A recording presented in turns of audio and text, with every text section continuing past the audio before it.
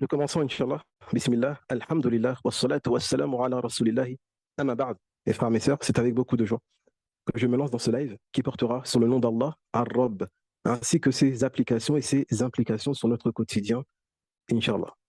Mais avant tout, je tiens à établir la relation, à faire le lien entre la science des noms et attributs ainsi que le cheminement. Comme vous avez remarqué, nous les étudions en parallèle. Pourquoi? Parce qu'il y a un lien étroit entre les deux, comme je vais l'évoquer maintenant. Inch'Allah. Très bien. Rappelez-vous que nous avons évoqué, lorsque nous avions parlé du cheminement, les deux ennemis du cœur. Je pense que vous vous souvenez tous, qui sont le diable, Shaitan, ainsi que l'âme. Maintenant, quelle est la relation avec les noms et attributs? Sachez que lorsque nous déversons la connaissance des noms et attributs sur le cœur va s'en imprégner. Et le cœur se mettra à témoigner de la grandeur du Créateur. Ainsi, il s'illumine. C'est comme si une lumière éclaire les ténèbres du cœur et va chasser les démons qui cherchent à insuffler. Donc la présence de cette connaissance dans le cœur va chasser les démons et empêcher qu'ils insufflent, comme nous allons le voir lorsque nous reviendrons au cheminement, Inch'Allah. Le second lien que j'établis, c'est avec l'âme. Nous avons dit que celui qui craint de comparaître devant son Seigneur et qui interdit à son âme la passion, sa demeure sera le paradis, comme dans le verset. Et donc, de fait, la connaissance d'Allah est celle qui va remplir nos cœurs et qui va faire que nous allons craindre Allah, car nous allons témoigner de sa grandeur dans nos cœurs et notre cœur va se remplir de crainte et ainsi va se charger en force et pouvoir interdire à l'âme la passion, Inch'Allah. Très bien. Le troisième lien que j'ai établi, Inch'Allah, avec la connaissance d'Allah, est le fait que, comme nous l'avions évoqué dans le groupe, et je vous enjoins d'écouter attentivement les réponses du groupe, Inch'Allah, nous avons parlé ce matin du tawakkul, la confiance en Allah. Tawakkul, la confiance en Allah. Et nous avions dit que comme pour toutes les étapes du cheminement, elles reposent sur la connaissance d'Allah. C'est-à-dire que chaque étape du cheminement a besoin de certains noms d'Allah pour être concrétisé. Donc nous allons faire la différence entre deux aspects, l'aspect théorique et l'aspect pratique. L'aspect théorique, lorsque je vous expliquerai les différentes étapes du cheminement, le réveil, l'introspection, euh, la tauba, le repentir, al-inaba et d'autres qui sont dessus, vous allez comprendre que c'est très simple à comprendre. Vous allez voir, c'est très simple, ça va être très clair. Mais lorsque vous allez passer à la pratique, vous allez voir que il y a une différence. Pourquoi? Parce que la pratique va vous demander de connaître certains noms d'Allah pour concrétiser ces étapes-là, Inch'Allah. Très bien. Donc je disais que la pratique aura besoin de connaître les noms et attributs d'Allah pour pouvoir être concrétisée, Inch'Allah. Très bien. Par exemple, l'étape qui se nomme le réveil, vous avez besoin de connaître le nom Ar-Rabb que nous allons voir maintenant. Pourquoi?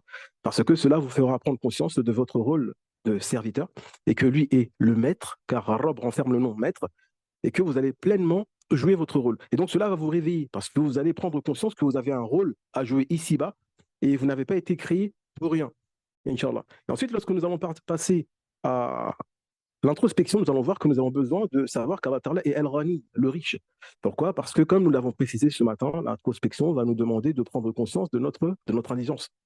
De même, pour le repentir, nous avons évoqué une multitude de noms qui interviendront lors du repentir. Et nous avons parlé aussi du tawakkul, la confiance en Allah qui fait partie des étapes du cheminement. Il demande à connaître plusieurs noms et attributs d'Allah, comme Al-Qawi, Al-Aziz, Al-Razaq et d'autres noms. Parce que si nous sommes convaincus qu'il est puissant, qu'il est celui qui pourvoit, qui donne, qu'il est le vivant, qui ne meurt jamais, cela va faire naître en nous cette confiance, va nous inspirer cette confiance et nous allons avoir beaucoup de facilité à remettre nos affaires entre ses mains. Donc vous avez compris que euh, le cheminement vers Allah et la connaissance des noms et attributs sont intimement liés, Inch'Allah. Très bien. Donc, l'intervention d'aujourd'hui portait sur le nom d'Allah Ar-Rabb, ainsi que ses implications et ses applications dans notre vie de tous les jours, Inch'Allah. Alors ici, aujourd'hui, nous allons voir une seule implication. Elle va nous prendre toute l'intervention, Inch'Allah. C'est pour cela que je vais demander votre attention à tous, Inch'Allah, pour comprendre cette implication, Inch'Allah. Très bien. Cette implication est la suivante.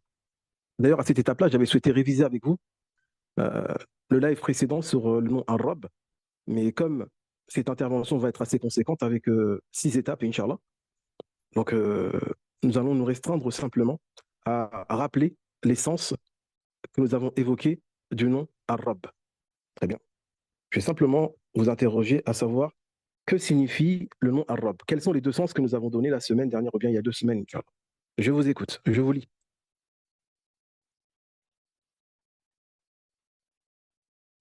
Alors, vous souvenez-vous du sens que nous avons donné au nom Ar-Rabb? Je vous lis en chat, Inch'Allah, écrivez. L'éducateur, très bien. Ceci était le deuxième sens. Le pourvoyeur, le gérant. Très bien. Nous avions dit deux sens au nom Ar-Rabb. Le premier, nous avons comparé à un père de famille qui va gérer son foyer.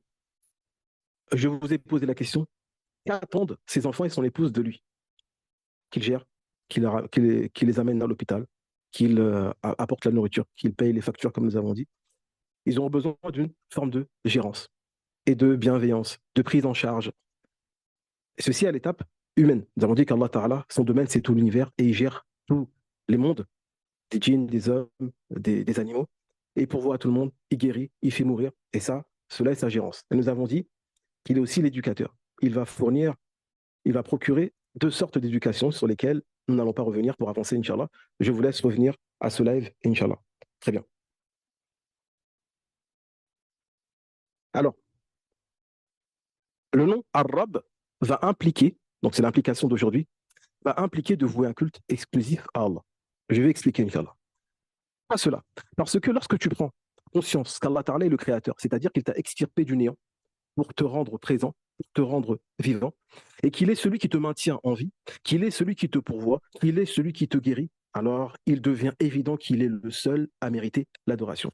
Et de fait, personne ne le mérite en dehors de lui. Parmi les preuves, le Très a dit Ya ayyuhan nas, u'budu rabbakum. Ô vous les hommes, adorez votre Seigneur. Donc il s'adresse à tous les hommes, pas que les croyants, mais tous les hommes. Ô vous les hommes, adorez votre Seigneur. Très bien. Ensuite, il rappelle sa seigneurie. الذي خلقكم والذين من قبلكم لعلكم تتقون. Qui vous a créé et ceux d'avant vous. Donc, pourquoi il faut l'adorer? Il le rappelle parce qu'il le mérite. Il est celui qui nous a extirpés du néant vers l'existence. Il continue en évoquant sa seigneurie. Il dit الذي جعل لكم الأرض فراشا والسماء بناء وأنزل من السماء ماء. Donc il dit, c'est lui qui a fait du ciel pour vous un toit, ou bien plutôt de la terre un lit, et ensuite du ciel un toit, et qui a fait descendre de ce ciel une eau. Par celle-ci, il a fait sortir toutes sortes de fruits de la terre comme subsistance pour vous. Ne donnez pas à Allah des associés, alors que vous savez qu'il a fait tout cela pour vous. Donc il devient évident qu'Allah subhanahu wa ta'ala est le seul à mériter l'adoration. Pourquoi? Parce qu'il est le seul à effectuer tout cela et personne en dehors de lui n'est capable d'effectuer tout cela. Très bien. Ceci étant établi, là où je veux attirer votre attention aujourd'hui, c'est sur l'adoration. Que signifie l'adoration? Pensez-vous que l'adoration signifie prier, jeûner, faire l'aumône? Non. L'adoration, mes frères, va consister à nourrir votre cœur, ou bien plutôt à développer en vous ce sentiment de servitude, que vous êtes un esclave, que vous êtes un serviteur d'un maître puissant. Et c'est cela que nous allons nourrir pendant toute cette intervention jusqu'à la fin, en espérant que vous allez ressentir, vous allez ressortir de cette intervention avec ce sentiment exacerbé dans vos cœurs, Inch'Allah. Très bien. Donc, nous allons développer en nous ce sentiment que nous sommes des serviteurs, que nous sommes des esclaves. Donc, je reviens un peu en arrière pour nous remettre dans le bain. Je disais que le cheminement tout entier va reposer sur trois principes.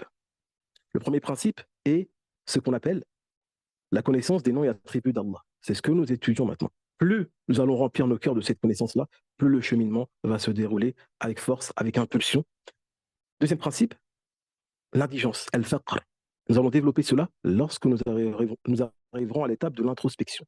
La troisième est celle que nous allons voir maintenant, al-ubudiyya. Et comme j'ai dit, si vous rassemblez ces trois principes, vous allez cheminer avec force. Les portes du cheminement s'ouvriront à vous. D'ailleurs, ce principe-là est l'un de ceux qui m'a servi le plus et qui me sert toujours le plus aujourd'hui. J'espère qu'il en sera de même pour vous, Inch'Allah. Très bien.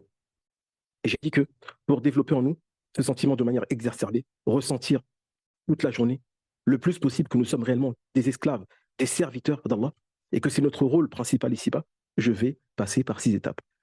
Première étape est le questionnement. Très bien. La première question que je vous pose, ne répondez pas, parce que c'est simplement pour une prise de conscience, pour une méditation. Comment Abu Bakr as-Siddiq, radiyallahu anhu, qu'Allah l'agrée, faisait pour être le meilleur de tous les compagnons? avec quoi a-t-il surpassé tous les autres? Est-ce avec beaucoup d'adoration? Non, les compagnons étaient unanimes que ce n'est pas avec beaucoup d'adoration. C'est avec autre chose qu'il avait dans son cœur.